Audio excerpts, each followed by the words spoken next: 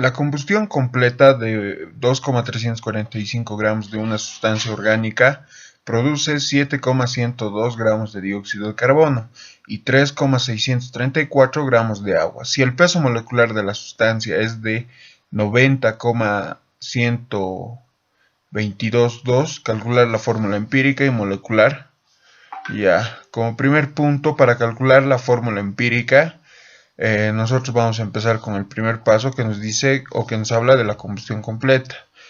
Vamos a suponer que nuestro compuesto desconocido es X. X más oxígeno producen dióxido de carbono más agua.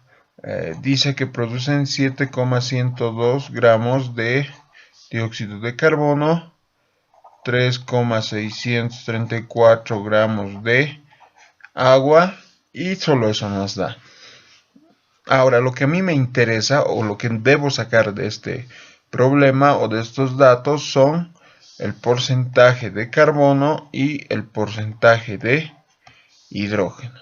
El porcentaje de carbono va a ser igual a ¿qué? A la masa de carbono sobre la masa del compuesto X.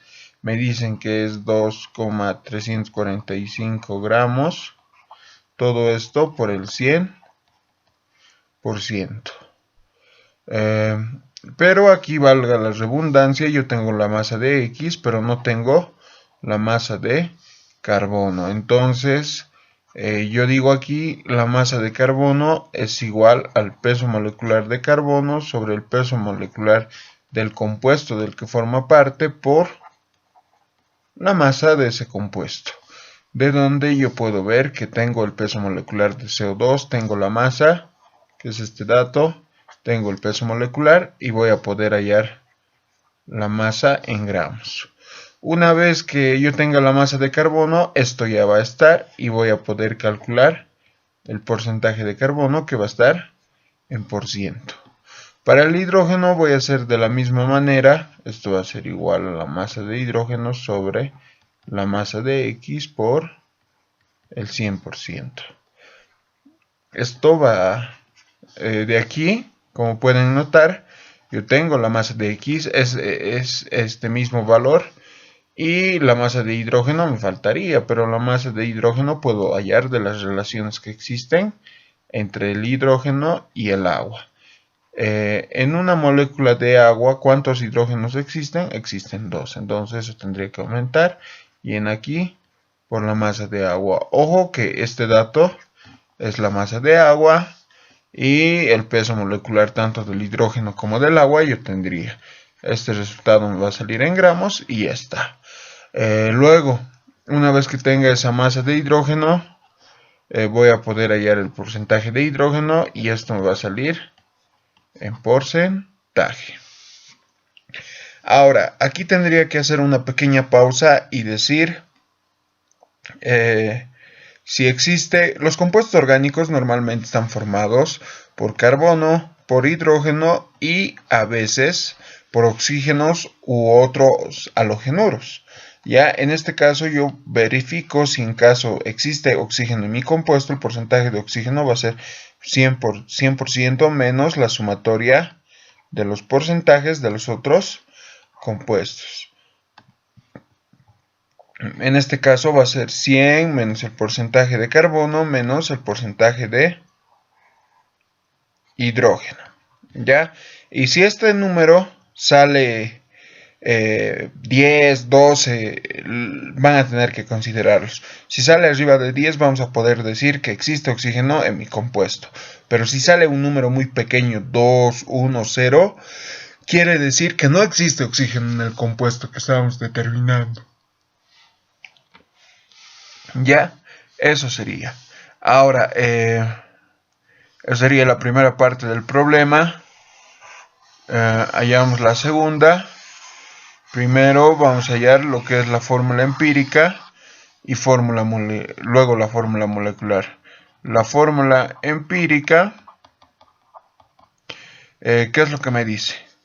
Que yo tengo que encolumnar los elementos que están presentes en mi compuesto. Yo estoy suponiendo que el oxígeno va a existir en este caso. Si no, si el oxígeno le saldría un valor 0 o un número pequeño, cosa de que no tenga que tomarle importancia, simplemente no escriben esto y ya está.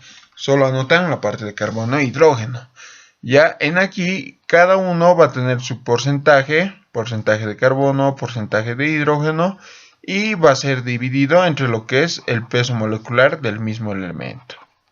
Y ya está, peso molecular de oxígeno. Ahora, estas divisiones les van a salir, por decirles, en este caso, 3 números, que sean A, B, C. Ahora, el menor de estos 3 números, es decir, puede ser esto que me salga 1, esto 2, esto que sea 0.5. Ya, entre los 3, ¿cuál es menor? B es mayor que A y a la vez es mayor que C. C es el menor. Entonces yo agarro todo esto y con el número menor voy a empezar a dividir los demás compuestos. Estamos diciendo que C supuestamente podría ser el menor, entonces todo lo divido entre C. Ya, esto me va a dar números enteros, no sabría decirles con exactitud. Esto que sea M, esto que sea N. Obvio que el número que está dividiendo entre sí mismo va a ser 1. Siempre hay uno que es 1. Ya, entonces va a ser carbono M, hidrógeno N, oxígeno 1, supuestamente. Y ustedes con esto calculan la fórmula, o bueno, esto sería la fórmula empírica, pero tenemos que calcular lo que es el peso molecular de la fórmula empírica. Entonces sería m veces el peso molecular del carbono más n veces el peso molecular del hidrógeno más 1 por el peso molecular del oxígeno, en el supuesto que el oxígeno haya sido el con menor cantidad. Ahora, una vez que hemos hecho todo esto, recién podemos hallar lo que es la fórmula molecular, ¿ya?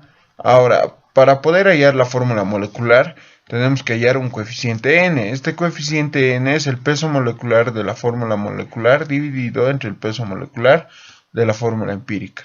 Normalmente, para este dato, me dan el dato directo. En este caso me están dando el dato directo, o me dan datos para que yo pueda calcular un peso molecular, y ese peso molecular que hallo es de la fórmula molecular.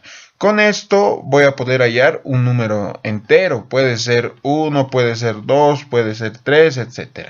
¿Ya? Y lo único que se hace es agarrar la fórmula molecular, va a ser igual a la fórmula empírica por el coeficiente n, es decir, esto. ¿Ya? Entonces, si eso le sale 1, si le sale 2, reemplazan aquí. Es decir, si, por ejemplo, si la fórmula empírica fuera C1H3 oxígeno 1 y N es igual a 2, la fórmula molecular va a ser carbono 2, H6, oxígeno 2. ¿Ya? Pero eso solo es un supuesto. Ahora, no sé cuánto les podría salir en este problema. Ustedes tienen que verificarlo con sus calculadoras y operando, aplicando todo lo explicado.